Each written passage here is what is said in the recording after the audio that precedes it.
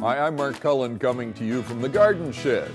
And there are a number of reasons why you would want to attract honeybees, birds, and butterflies to your garden. 30% of the food that we eat is pollinated by insects and birds, and there's not a lot of things you need to do. But keep in mind, you need to provide water. Butterflies like a nice flat surface, a flat rock, for instance, in your garden. Birds and bees will take water from a bird bath or a hollowed out stone.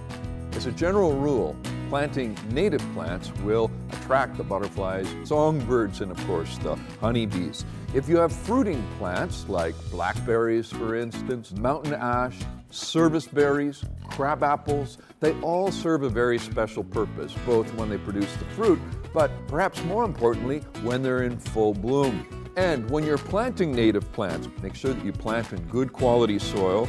And I recommend ProMix, organic-based, multi-purpose garden fertilizer. Habitat is important, food is important, shelter is important. And if you're attracting bees to your yard, then a bee house or hotel, as I like to call them, can be extremely useful and very, very effective.